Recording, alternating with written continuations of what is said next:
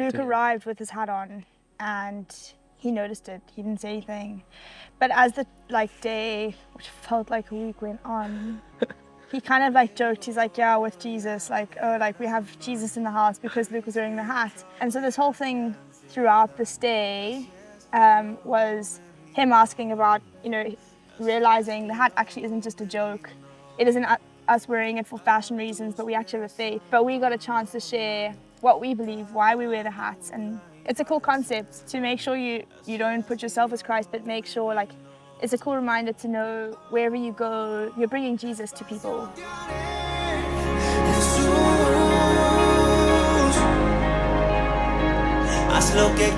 Alright, what is up, guys? Welcome back to a long overdue podcast.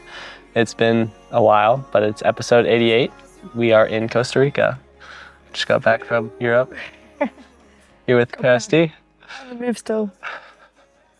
I guess we'll just start off. This is going to be a pretty all over the place episode, I think, but we'll start off with why is Kirsty in Costa Rica? Why was she in Europe? Why was I in Europe? What's happening? Why are we here? Yeah. So let's just start off with, we haven't even really discussed that you work for Firestarters on the podcast, have we? No, I mentioned it on the socials, but no. Not on the actual podcast. Yeah. Well, I think we'll make it brief. Hey, what's up, guys? I'm now working with Firestarters. We're a couple months in, going good. Solid. A lot of room for improvement.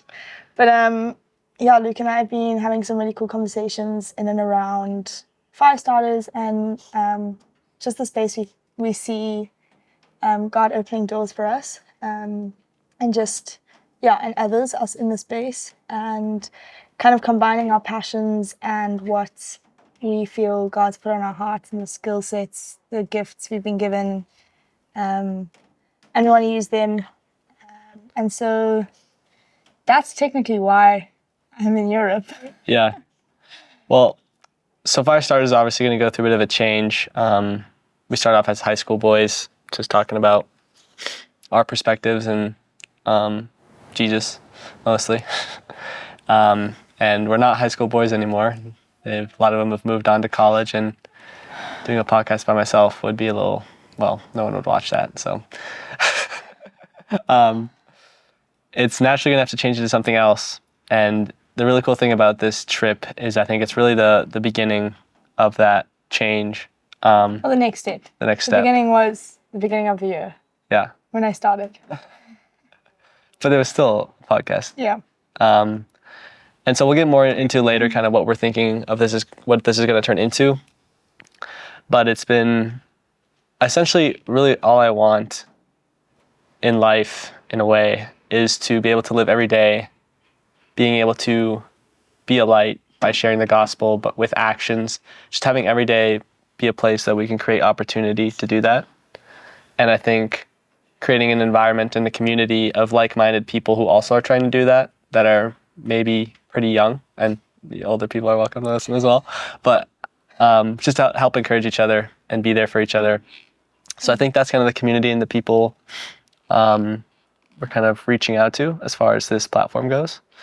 And obviously they'll diversify and all that, but that's the goal. And the really cool thing about this trip is that's kind of the lifestyle we've been able to be living in a way.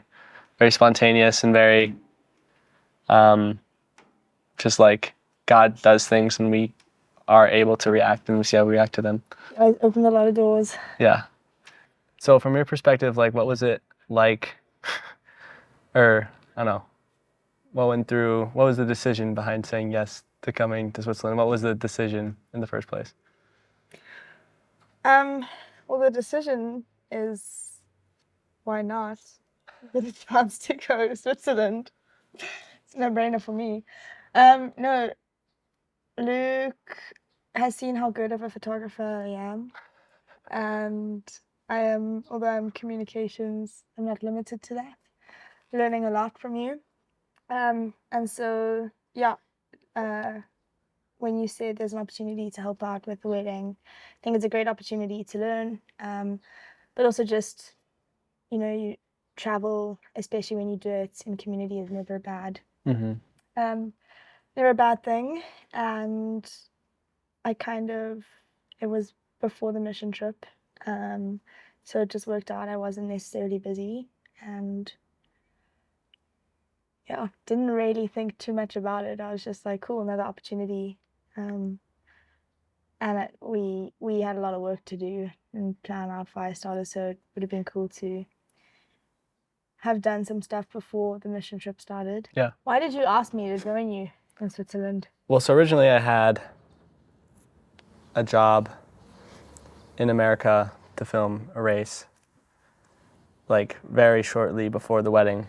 So I was actually going to try to film that and then like get over to Switzerland. Like it would have been very close to get there in time to shoot the wedding. And I think even then, yeah, I asked you to see if you wanted to join me because we had planned the mission trip in South Africa that was happening. And I was like, could be cool if you wanted to join. We're looking for more people to come. And so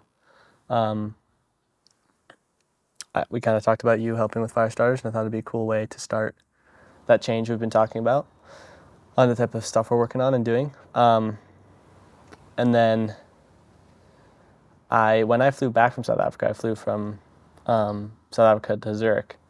And so it's actually a pretty good connection to get over back to this side of the world. So I'm like, well, she might as well fly and help me with the wedding.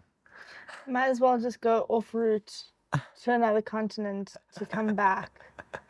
Yeah, it's not the most direct way, but there's a lot of flights that go that way. And obviously flights wasn't the only factor, but I originally thought I was going to do it by myself. And it's always a lot more relaxing with two people doing a wedding. So, and then my other job fell through in Aspen, so I figured out I could come much earlier, and you were coming earlier anyways. So yeah, stuff just lined up perfectly, and then two of my family members also had weddings, so I actually ended up shooting 3 weddings while I was in Switzerland. So yeah, all worked out very nicely, and I think giving credit to God is definitely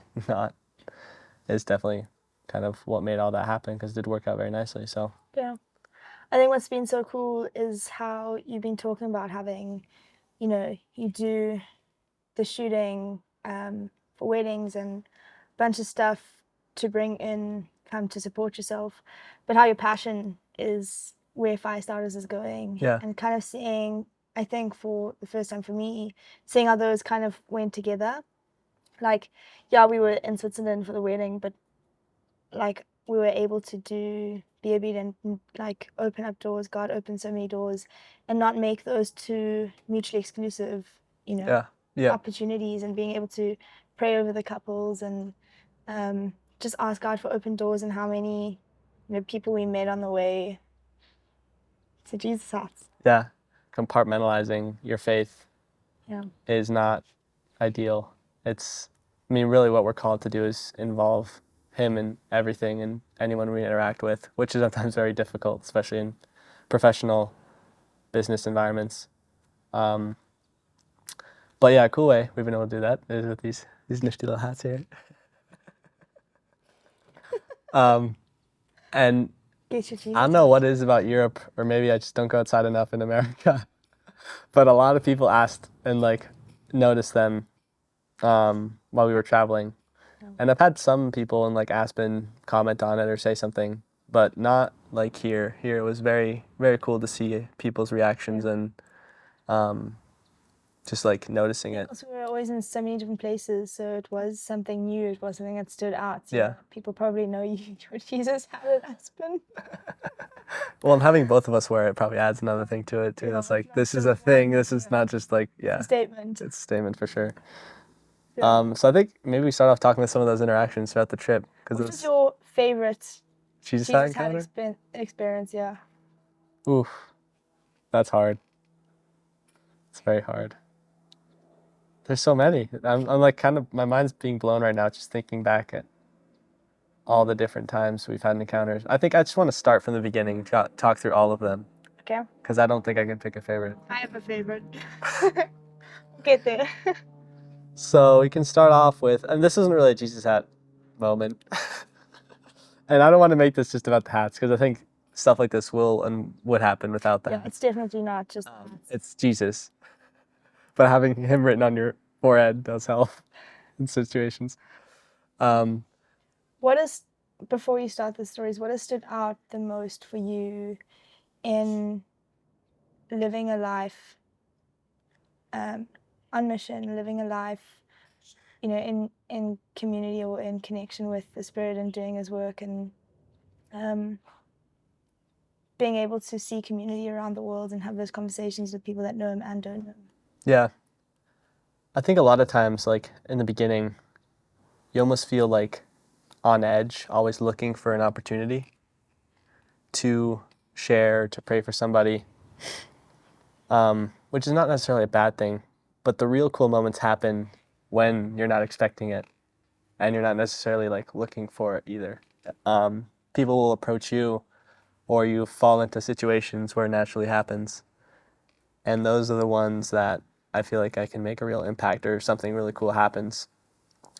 So I think not living it forcefully in a way of like having it be a checkbox thing where like, okay, today I'm going to go out, I'm going to wear my Jesus hat, I'm going to go pray for 5 people, and then we'll call it good. But more of just like, okay, God, I'm available today. I'm like, help me love people, help me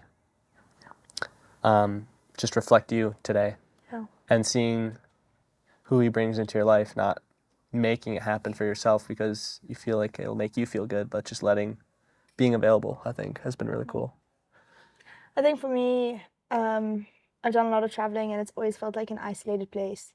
Like, especially traveling solo as a young female, I feel like my guards always have to be up. And finding community in a non-consistent space is really hard. But unless you have Jesus written on your forehead, you don't know. Like, there are believers all around the world, and like people in community that are also on this journey, that are also, you know, going through it by themselves. And I think that's what's cool about wearing it as a statement, or having something visible, not that it's the hat that makes it, but seeing people respond and saying, do you know Jesus? And saying, yeah, and they say, yeah, me too. Like, you don't have those first encounters without it. And so for me, what's been a game changer is, like, God is so with us. He goes before, He's there with us during, and He comes after. And saying that He saw I was in an isolated space and felt like I was doing this alone. I have this desire to step out, to see the world, and struggling to do that in a space. And He was just like, you need community, I'm going to give it to you. Even if it's not consistent people that are like giving into your life, you're not alone.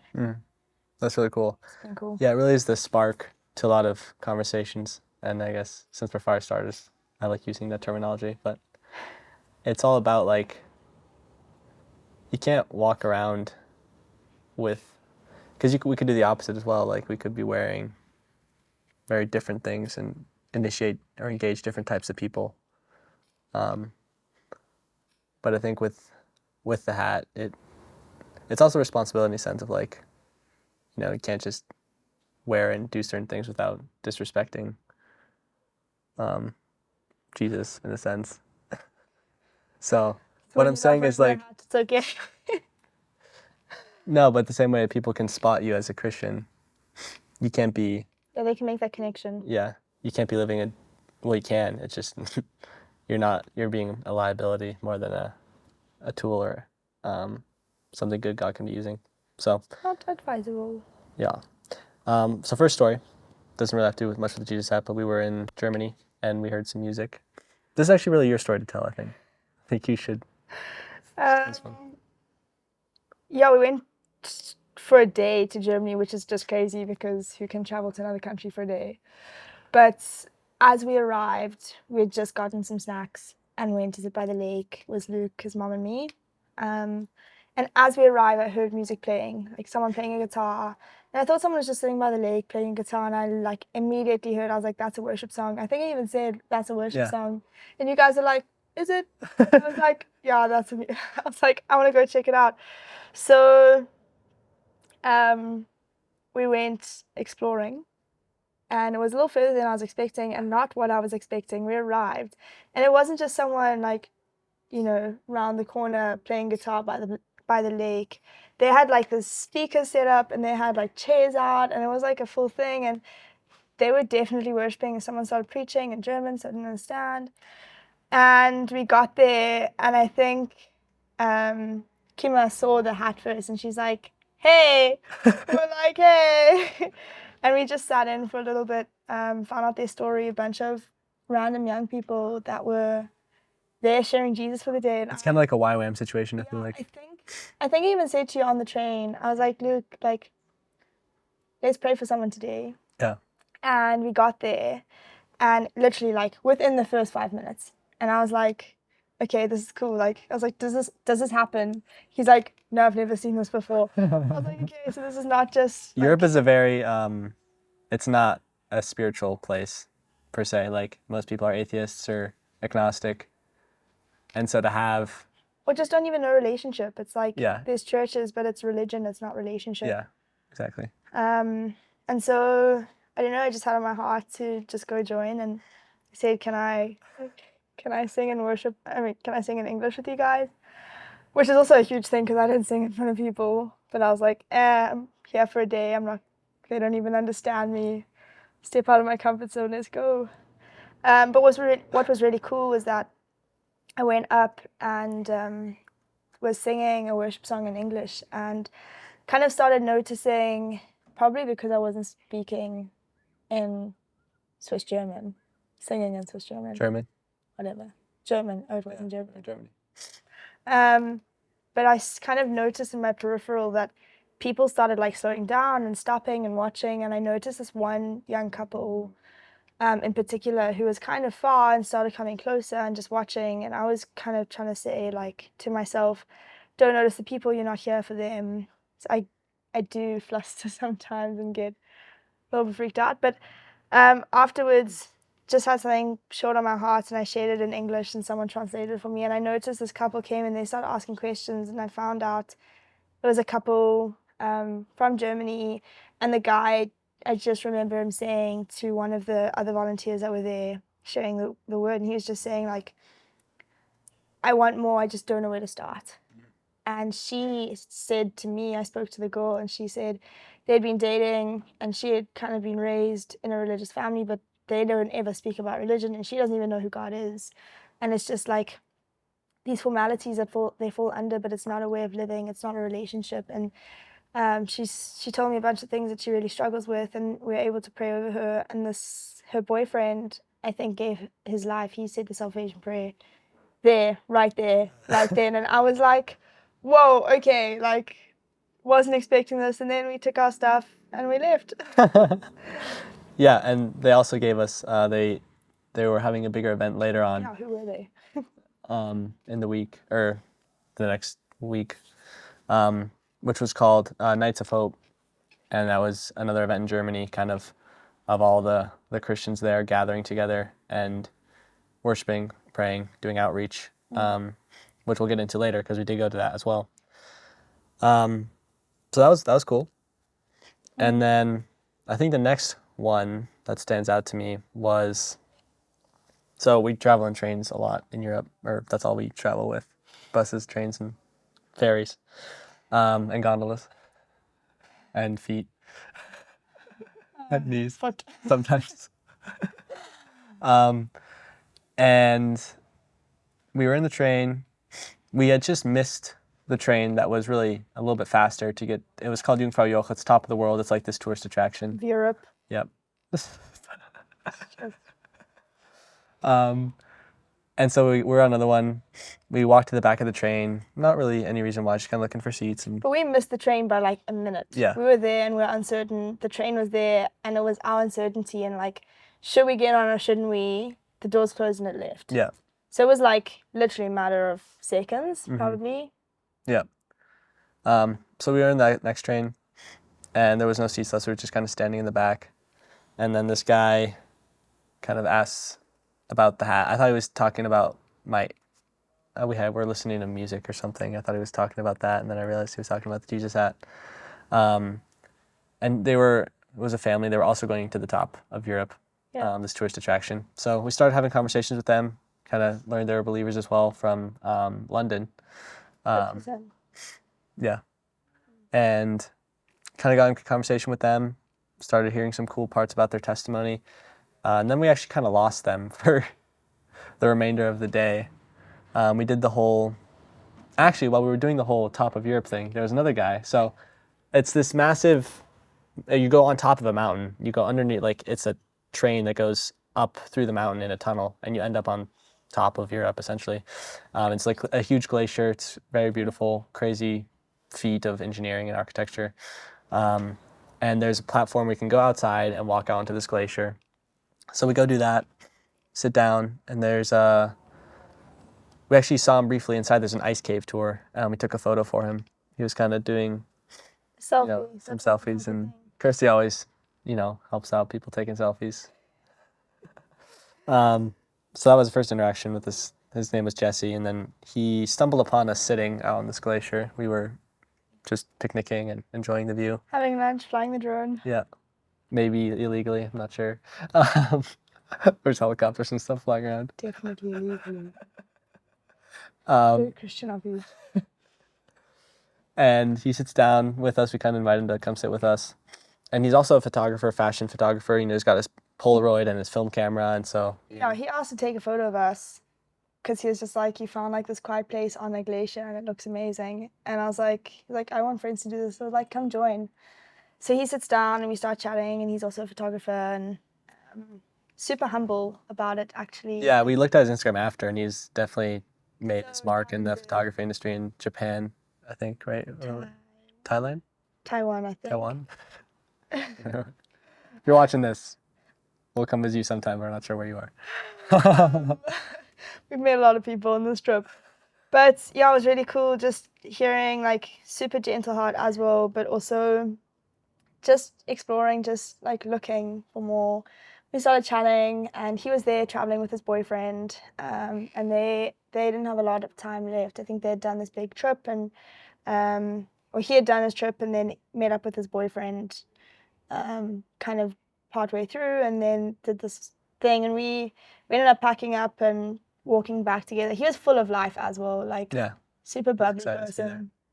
And then as we were walking back, I just had like on my heart just like an inkling. I don't even know what it was. So we ended up walking more, and we met his boyfriend, who was actually just at the end of the other side of the glacier. Yeah. And we started walking and chatting to them, and Luke also said like we should pray for them. And I was like, I had this feeling, but also you don't know like standpoints or. And so as we're walking and talking, just we're open about asking questions and where they were at and sharing kind of. I had a bit of an image. His boyfriend was very quiet. He pretty much kind of didn't say anything. He was just talking to Jesse at this point. Yeah. I had an image, which is always like touch and go, because it's like I don't really know what it means or if it's going to mean anything. And I don't know if it ever did mean anything, but I shared it with him anyway and said it. I don't know how he took it, but before we went back in, we just asked if we could pray with them.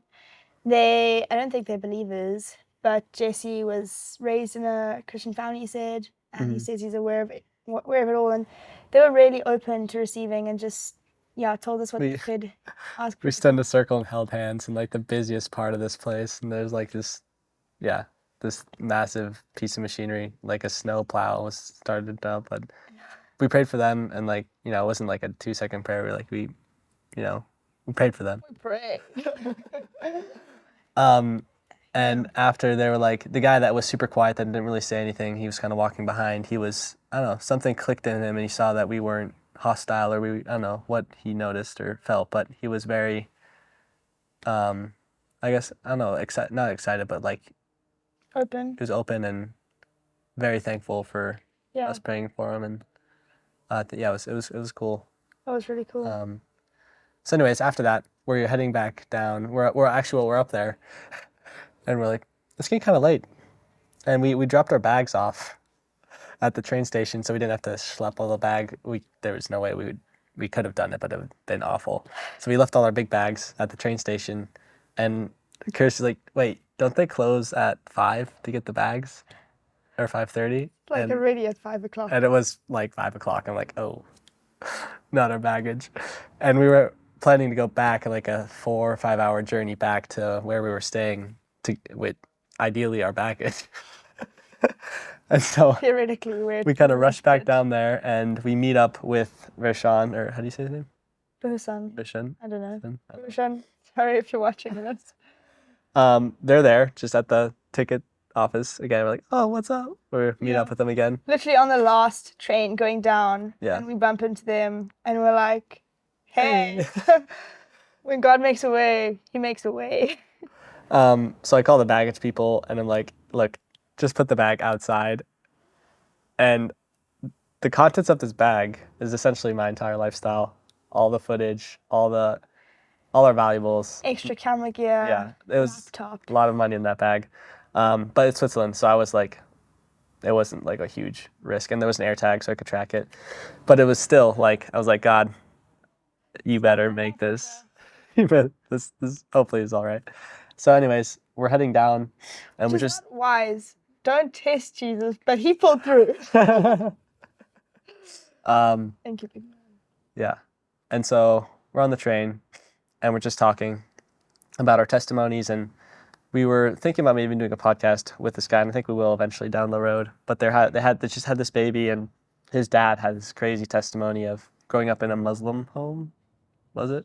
I think so. And just coming to know, no, Hindu, yep.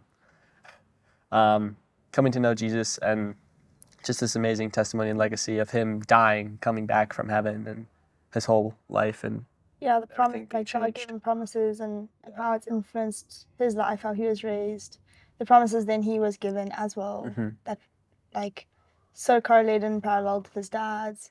And then just their son's life was just such a blessing. It was like the timing of it, the dates, the promises God gave, like everything about it. He was sharing on the train, and I was just like there, just pulling and breaking with emotion. I was like sobbing my eyes out, like trying to compose myself. And he's just like, yeah, we gave birth. And I'm like, it's so beautiful. It was a crazy story. It was like the kid was born exactly a year after his dad died, and they named him. Yeah, the name they gave him just had so much like promise and blessing over his life, and to be like a way maker for other people and spreading the truth. And yeah, you can see how they live out. No, they were in it. They were like very excited and sowing seeds. He was like, I want a hat. Or like, you need a hat. Yeah. Do you want to tell him about that like word he had? Well, for me, he said he kind of got in this, like, we were getting close to the end of the train ride, and he just starts mentioning like words of, I guess, prophecy or things. Encouragement. After we had shared some of our story, yeah. He got images and words for us as well, which was really cool. And really cool how he just stepped out in courage and told us that, because I mean, it's scary. Yeah.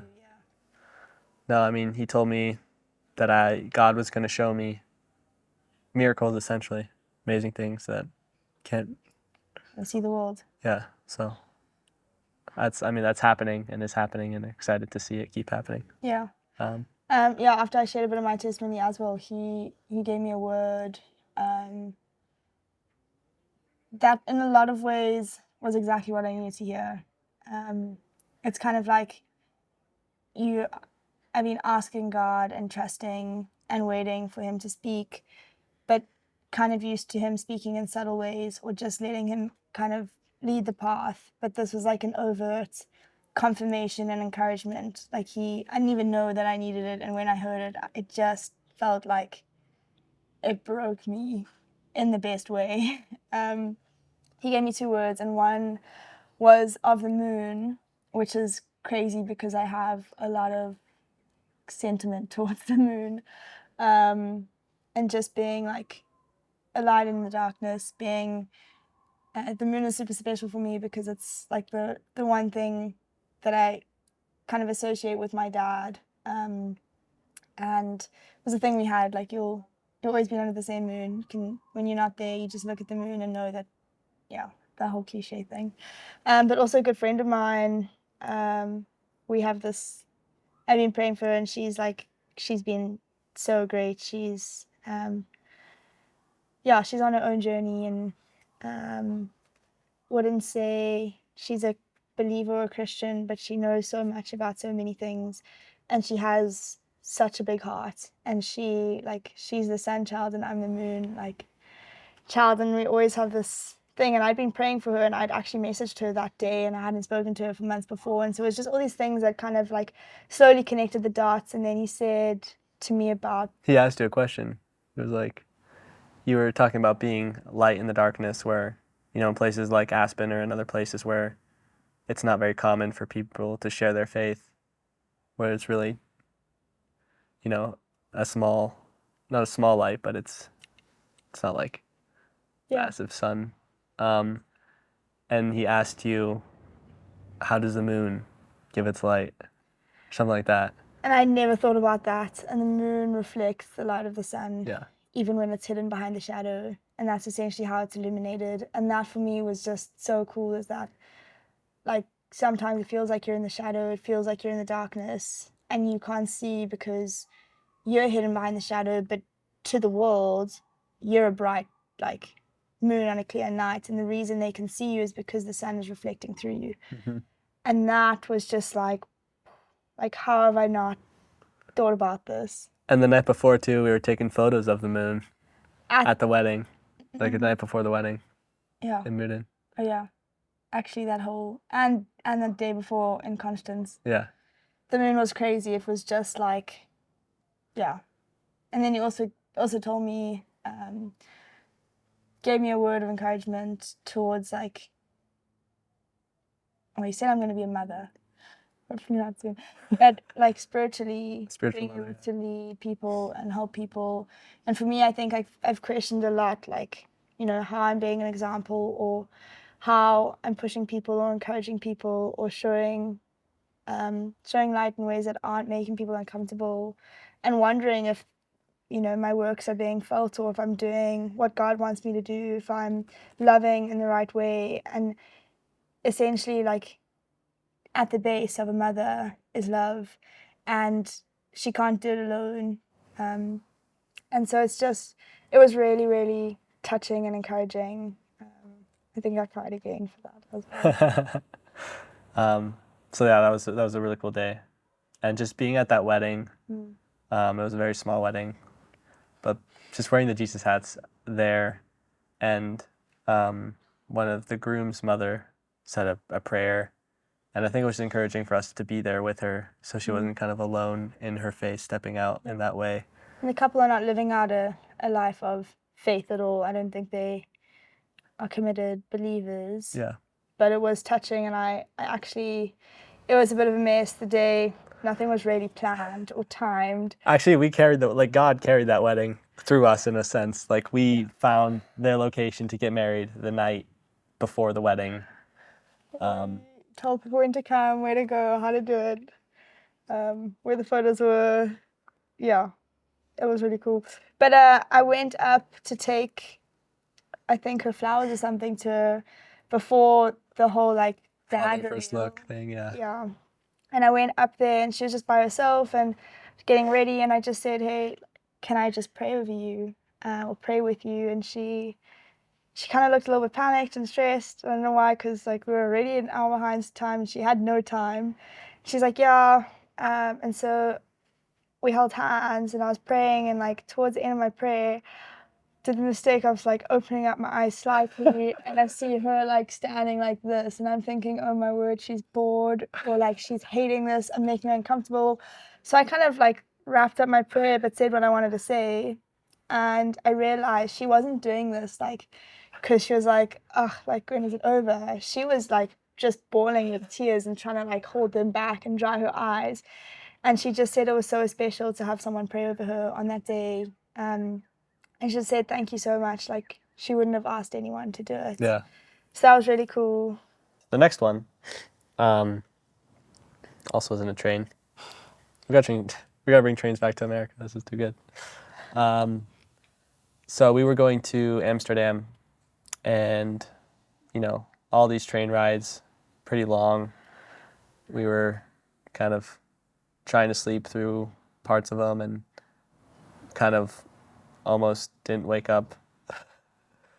Luckily, it was the end station, And so the train's empty. We wake up and the conductor's like, hey, you guys got to get out. This is the last station. So we just have like a long nights, long train rides. And so we finally get into this train and it's full packed. We put our bags like in this like shelf thing so we can go sit on the floor somewhere. Have seat reservations. Yeah. So we're walking through the train and then we find there's these certain trains that have like these separated rooms and they're usually reserved. Yeah. And so we found one, but it's empty, and we're like, well, the train's stopping in 3 hours. So we got 3 hours until potentially someone's coming in this and taking their spot that's reserved. So like, bingo, this is our spot for the next 3 hours. Let's get 3 hours of sleep, please. So we lay in there. I'm not sure how long it was super nice. We were in there, and then eventually we hear I hear a knock on the glass door, and I go and look, and it's this guy, kind of looking a little stressed. And in broken English, he's like, His name was Zach. Zach? Zachariah? We'll go with that. Yeah. Hey, come on. Hey, come on. That's his Instagram. And he's like, do you guys have a power bank? He wants to charge his phone. And I'm like, well, I don't have a power bank here, but there's 6 trains down, so come with me and we'll go grab it. So we're walking through this train. He's behind me, and I hand him the power bank, and he gives me his phone and the power bank. So now I'm just holding his phone and power bank, which was really nice of him because, it took the potential fear of him taking it for himself away. Yeah, super respectful. Just making sure Luke was comfortable, doing him a nice thing. So we get back to the little station, the little compartment, and I invite him to come sit with us because there's no room anywhere else. So we're sitting there charging his phone. And he speaks some kind of Spanish.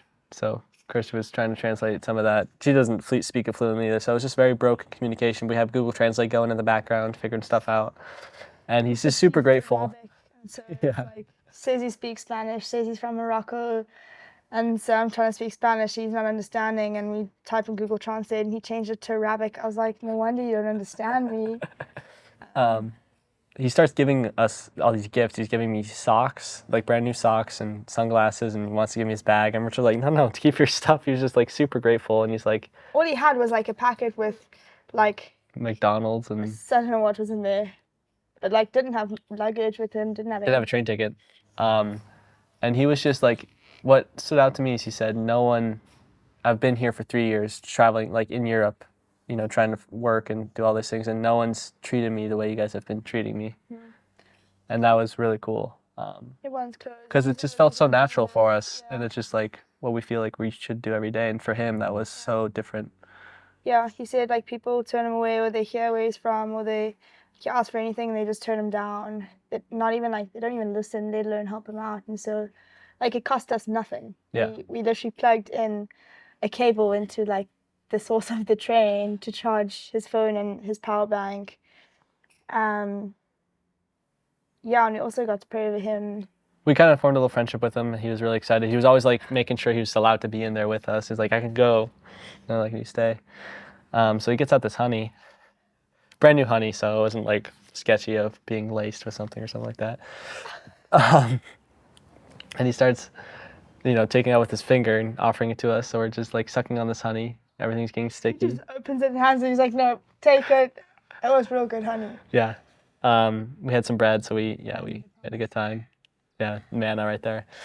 And then he wanted to give us the honey. We're like, no, you got to keep this honey. Like, this guy's just giving all of his possessions away.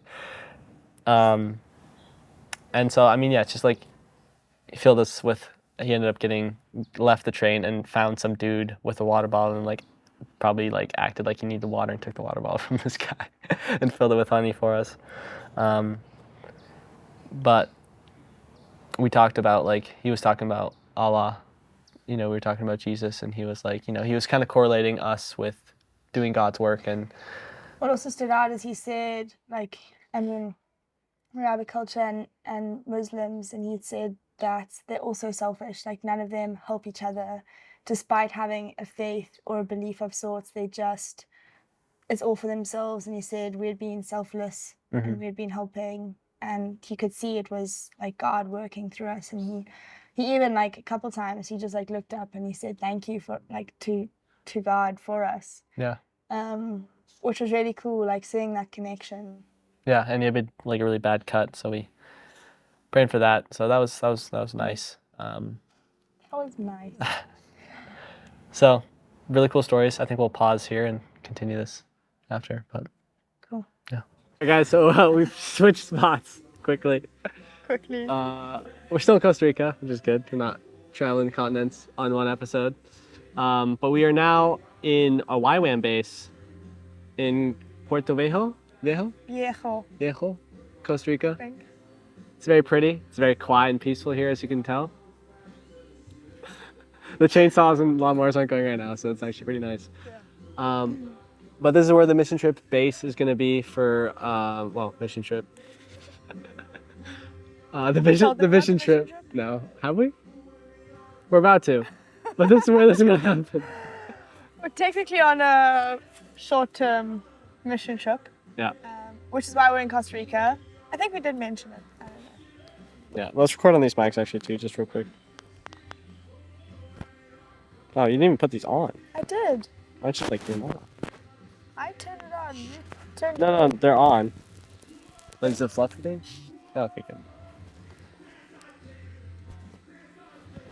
good. Should I show some more buttons or is this okay? Yeah. Put on some clothes. Disrespectful.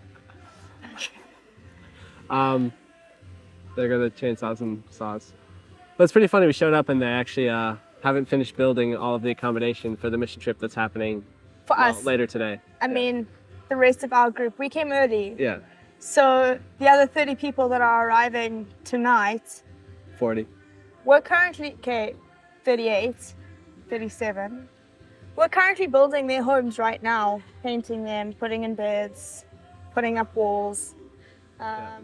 So we love how prepared we feel. We love short-term missions, don't we?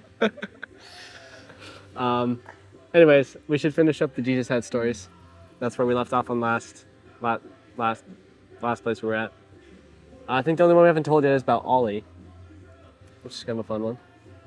Handing the baton over to you. The what? The button? The baton. The baton? Yes. The baton.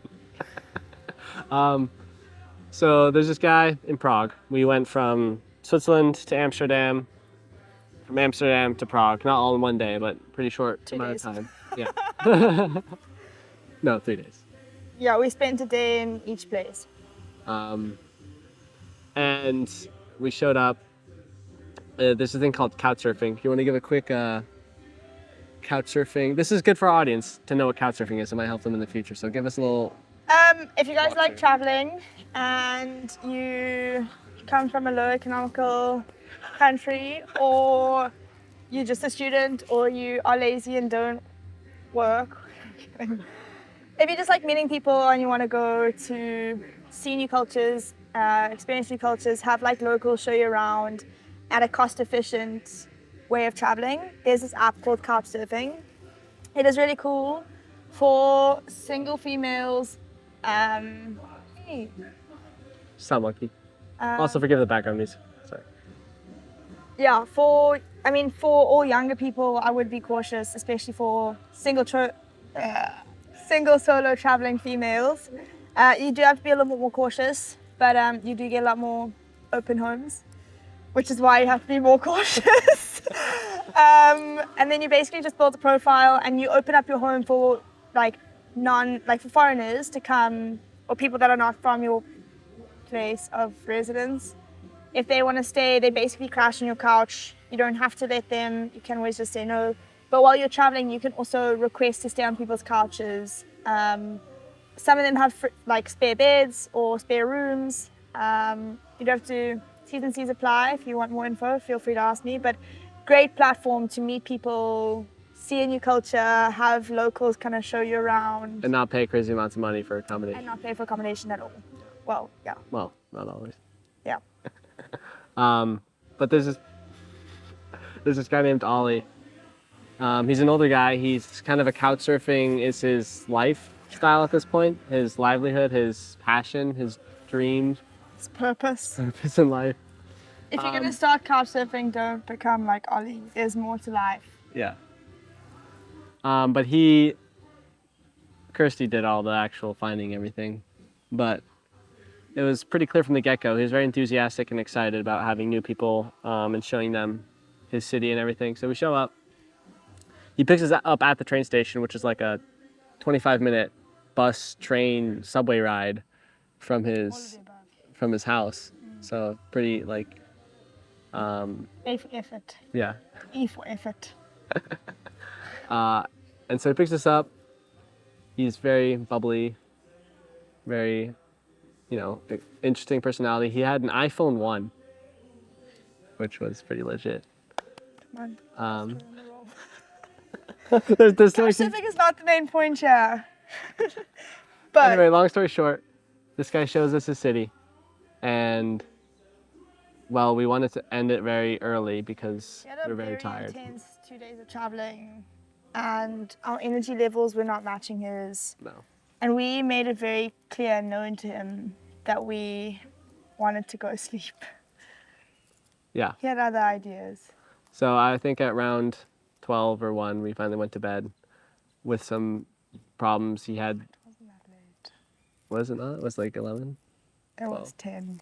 It was 10? There's no way it was 10. I think we got back at 11. I'm pretty sure we went to bed at like 12. Yeah, but you go to bed at like 9, so that would be 12 for you. Way later than I wanted to. But we left, and so on Couchsurfing, you leave each other these reviews and stuff. But before we left, like during this whole time, we'd had some very interesting conversations. You had some very cool testimonies and miracles that you had in your life kind of told him. And we had some deep conversations about just life and the perspective of giving and not wanting anything or not like expecting things in return, kind of correlating to Couchsurfing, but also just life in general. And then I had an extra Jesus hat with me that I brought because Kirsty wasn't sure if she wanted black or tan, and she picked tan and so I had a black one left over.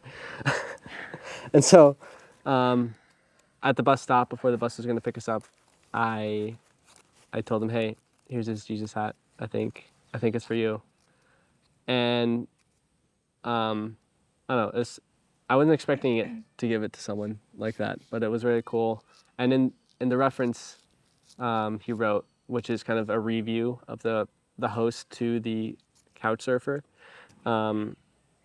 it was very cool how he like perceived that and how it made him think about life in a new way. Have you not read mine? No. Should I pull it up? No, just tell us. He said when he put it on and started walking back, he felt like higher or something. He felt bigger. I know. And it made him think about life more deeply and kind of, it's just about things I think are good to think about. Yeah. But before, like, as we were leaving the bus stop or like leaving, I think he told me like, it's not often you can, host Jesus in your home. And which is funny because that was really cool. Luke arrived with his hat on and he noticed it. He didn't say anything. But as the day, which felt like a week, went on, he kind of joked. He's like, yeah, with Jesus, we have Jesus in the house because Luke was wearing the hat. And then I think he had a bunch of modern and pop and conceptual art in his home, but also some really disturbing, not overtly, but if you come to think of it, this box shaped in a cross filled with pills. And it's I don't know, there was also some definitely blasphemy, I think, in some ways. And you could see he was so lost and so materialistic and so of the world, so wanting more and trying to fill it with such temporary things. Mm-hmm. And his perception of filling his home or hosting people was very much an exchange. It was I'm hosting you, so you owe in some ways, but very subtly, or the things that weren't, the expectations that weren't spoken about, which isn't always the experience with Couchsurfing, but it did happen. And it was just cool to say, I started Couchsurfing not because I want something in return or not because I want to stay with someone, because I have a passion of traveling and meeting people, being able to help in a way, where more than someone, if somebody can't afford to stay in an accommodation, to be able to do it at no cost, to be able to open your home to strangers, I've been doing for a while, and I really like that concept. And he was like, yeah, but there's always something in return. Like, people always want something. And I was like, I'm going to try be the par of that. I don't agree. And just like challenging his thoughts and making him think about, you know, what is he actually doing it for? What is his reasoning? Why does he want it? And so this whole thing throughout the stay was him asking about, you know, realizing the hat actually isn't just a joke. It isn't us wearing it for fashion reasons, but we actually have a faith. And we asked him if he believes in anything, and he says yeah. And then the more we kind of dug, he didn't really believe in anything. But we got a chance to share what we believe, why we wear the hats. And so Luke became the Jesus in the house, which is also like, it's a cool concept to make sure you don't put yourself as Christ, but make sure, like, it's a cool reminder to know wherever you go, you're bringing Jesus to people. Like, you're carrying Jesus. You are being, in a sense, you are reflecting him. You are, and so that is really cool to remember when you're wearing the hat. But yeah, you can carry on. Sorry. Very nice. I think that's the last Jesus hat story as of right now. But like I've said before, it's a responsibility when you wear the hat. You are, in a sense, a perception to people of what Christianity, Jesus is in the world. Yeah. But it's really cool. It opens really cool doors, and you don't even have to try. Like, I forget that I'm wearing the Jesus hat, and people are like, hey, you know Jesus? And then I'm like, yeah, how do you know Jesus? Like, where did you meet him? But it is, especially when you're traveling, it's a really cool way of not being alone. And if it comes down to, like, Luke asked me the one day, I think he said, like, have I struggled to put it on anytime? Like, have I felt embarrassed to wear it at all? And I hadn't even thought about that concept. Like, it's a pretty practical item. And so many people think the name Jesus on the hats is just like, they don't even know if we really know what it means. And people that don't know Jesus don't say anything, don't even notice it. And so in a way, well, I don't know if they don't notice it, but they're not likely to say much. And if they're asking, it's because they're curious, which means God's opening a door. And so a lot of the people that have been asking are other believers, and just seeing how encouraged they've been, and without even remembering consciously that it's on your head, them being able to encourage you wherever you are. Yeah. That's really, really cool. Yeah. So, Firestarters/shop. Use yourself a Jesus hat. I think I want to move on from here to the future of Firestarters. It's It's real damp out here in Costa Rica and hot, humid. Future Firestarters. It's a very big unknown, but I think we're starting to slowly hone in on what that may look like, which is exciting. And it involves kind of a switch, as I said in the beginning of this episode. You know, I'm growing up, my friends are growing up. We're not teenagers anymore. We're still boys in a big part, but a lot of us have different things coming up in life where we're not in the same places anymore, and we can't just be together, which is slightly sad, but it's how life goes. And so I don't want to just stop making podcasts. I want to stop what we've started, because I think in a big part, like, this is just the very beginning. Like, we haven't even gotten close to what this may turn into. And that doesn't have to be Firestarters, but just as far as my own life goes, of like, you know, I know I'm in the very early stages of something, hopefully, God willing, a lot bigger. But that being said, I think we're still doing podcasts. I don't think they'll be as frequent. But I think... How is your perspective on what you want your life to be, and in conjunction with Firestarters, changed over the last month of you traveling, sharing Jesus, seeing the testimonies you've seen? I think it's changed in a sense of, you know, I like to plan stuff out. I like to have control over what's going on and happening, but traveling takes that away in a lot of senses. it takes the knowing what's going to happen out of a day out of the equation a lot of the time, unless you're my mom and my aunt who plan out every minute and show up to the train an hour early. Sorry, Mom. No. Even then, stuff still goes wrong and things don't happen like you want to. So I think the beauty in that is being able to be spontaneous and not always knowing how you're going to do something and when you're going to do it, but it just coming into your life and not necessarily just looking for that, but just being open to it happening and being ready for when it does happen. And I think if we can make Firestarters a community of people who live life that way, it's a game changer in everyday life. And I think documenting those stories of when people do that is a powerful way to inspire others to do that. So I think being able to not document just that type of lifestyle and way of living, but also just stories of hope, stories of people who go through things that they can only go through with God, or things that are become either a lot harder or a lot easier because they have God. Documenting those stories and those journeys and those adventures is something I'm very excited to do, and we're starting to do, which has been really fun. I mean, ultimately, I think comes like what I've been noticing with this lifestyle, see where it goes and things aren't going to go as planned, is that we're called to be more like Christ. Christ is love. And so we're called to love because he loved us.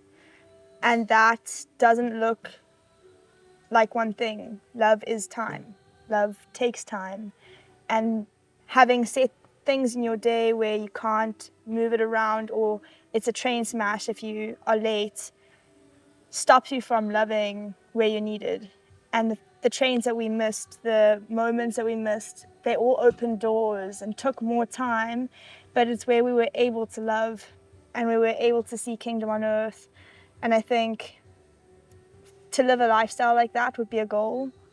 It's really hard when society has like set ideas and such pressures on, producing work in the way that it is, or fitting into society in a certain way.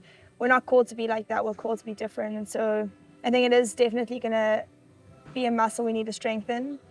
But living a life like that and bringing people along the way that have the hearts for that can strengthen each other and do that would be really cool to move into that direction. Yeah. And what that looks like right now is we're working with Gemma, who's been on the podcast quite a bit, and we're making a film. Right now it's called Josephine. That's the title of the film. And the trailer is going to be public soon. But it's a story, it's the beginning of her story as well. So it'll probably be it definitely will be an ongoing narrative that unfolds. But it's the part of her story where she ran away in a way and comes back with some pretty crazy hardships, and a story of how, God, family, community, and faith brought her through that.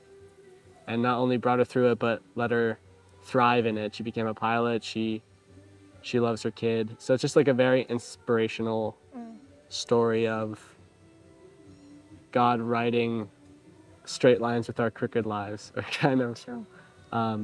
So that's that story. This next one in Costa Rica we're shooting, we're not really sure exactly what it's going to be, but we've been reading, interestingly enough, Kirsty wanted to read When Helping Hurts by Steve Corbett and Brian Fikkert. And it's really just, it breaks down how... Breaks you down. It breaks you breaks down. me down. It's broken me. No, carry on. Yeah, do you want to kind of describe what the book talks about? It is a practical and realistic overview on the theology and psychology on how to empower and equip the poor or poverty, which actually is a lot more complex than we ignorant, more privileged people see, and how to do it in a way that is sustainable, that actually isn't hurtful, that isn't Damaging. damaging. Well, it reveals some of the things to think about that we don't think about. I think one of the biggest things I've learned from it is when you think of poor people or impoverished people, you think of people that live in shacks and people that don't have water. But really, that's just material poverty. There's so much more. Yeah. Like, we in the Western world have a big problem with spiritual poverty. And it's different ways of looking at not just one type of poverty, but we all are missing something in life and we're all lacking something. It changes your perspective on Yeah. everything, because we're all as Luke said, we're all poor in some way, and it's just in different areas and how we combat it. But also such social, concepts and influences on what poverty looks like. But that's the materially poor people actually have more rich faith and spiritual Oftentimes, experience, and are able to show and bring and reveal God more than we ever can. And so just change your perspective on like our positionality within different spaces, interacting with different people, different relationships, and how to see where you're lacking and how to kind of balance it out with other people. Yeah. And the crazy thing with this book is we've been reading it as we've shown up here in Costa Rica. We should have read it before. The trip is starting tomorrow, or the actual, everyone's showing up tomorrow. Finishing of the house. And some of the chapters we've read are kind of telling and showing that what we're doing in many cases is damaging to a community, and can be done in a lot better ways potentially. And so it's been kind of a it's kind of sad, but I think it's giving us a cool opportunity to hopefully, in a loving, kind way, maybe make it aware to a lot of the people coming here on what really our goals are, what our perspective should be, and what our intentions are. And I think it'll happen naturally. But also being able to document this type of trip and how maybe it could be done better. So maybe this can be an example to trips in the future, or people trying to do similar things and be something to someone, like kind of like this book has been to us, that kind of guides them maybe in a new direction or a different idea of what this is. So the film is going to be, there'll be a few different ones, but I think the one that we're putting on Firestarters is going to be about The journey of what is this? Is this good? How could it be better? Challenging your perspectives. Yeah. So that'll be exciting. We have potential stories in India and Nepal. I mean, there's stories everywhere you look. And so it's really just, it's really just a matter of, the logistics in a way, but God makes that happen usually pretty easily. So taking one project at a time, but I think that is the way that practically looks like for Firestarters, is having people on the podcast that potentially we're doing bigger films on, just to kind of break down a lot of the behind the scenes, a lot of the, thought process behind who they are, what they're doing, to give a little more insight on that stuff. And also kind of just how I want to keep documenting my journey, as one of the biggest things for me with the podcast is being able to see my spiritual growth. Well, not just spiritual, but in a lot of ways my spiritual growth from 2 years ago. Looking back at episodes to episodes now has been eye-opening, and it's really cool to see growth. It's kind of like looking in the mirror when you're going to the gym. And sometimes it's not nice when you look in the mirror and you see you've maybe gotten bigger in the wrong ways in some areas, but sometimes it's really cool to see muscle there. Have you gymmed? No, that's Jonas' field. Some could argue Jonas missed some episodes on Firestarters because he's been in the gym. Priorities. No, but it's like a spiritual gym, and it's my reference to how I've been growing, which has been nice. How have you seen yourself? Like, in what areas do you think you've done a lot of, have you changed? A lot of growth. Ooh, we should make an episode on that. But I think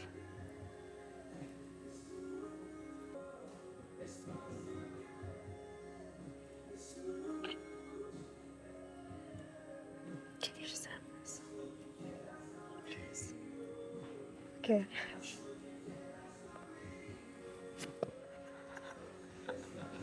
One intimate moment on the podcast. What's this song called? This gives me more time to think through this. Again. I need some Spanish worship in my life. Sorry, there's nothing. What's this song called? Siri. I think the biggest thing is, I've learned so much about asking people questions, asking myself questions, and learned how to initiate certain types of conversation. But I think beyond that, it's just sharing the gospel isn't about telling people things. It sometimes is, but a lot of it is asking them questions and asking them about themselves and what they think. And that's it's usually a better route to take to get them thinking, to get them to question. And once they're questioning, they're open for explanations. But if they're not open for answers, there's not much you can tell them that's gonna stick. So I think that's been a big lesson. But I'd have to look back at some of the other episodes to break it down more. But yeah, that's, I don't know. What are your, you think you're gonna stick with fire starters? You're gonna, you gonna dip? What's your plan with fire starters? No idea. No, I think Fire Starters has been a really cool space in which to hone in on some skills, in which to practice how I want to be living every day. You know, I mean, we kind of spoke about this earlier. Stepping out isn't necessarily a new idea or practice for me, but being able to see it as a lifestyle. It was always like, you know, stepping out and making time for God on top of and alongside work and university and studies and traveling, and seeing that actually it can be all together and that it still is possible and that God still moves is really cool. I think Fire Starters is moving to big places. I think it's got a lot, or at least Luke's future of documenting and being out in the world and sharing or capturing God in stories really does have a big future.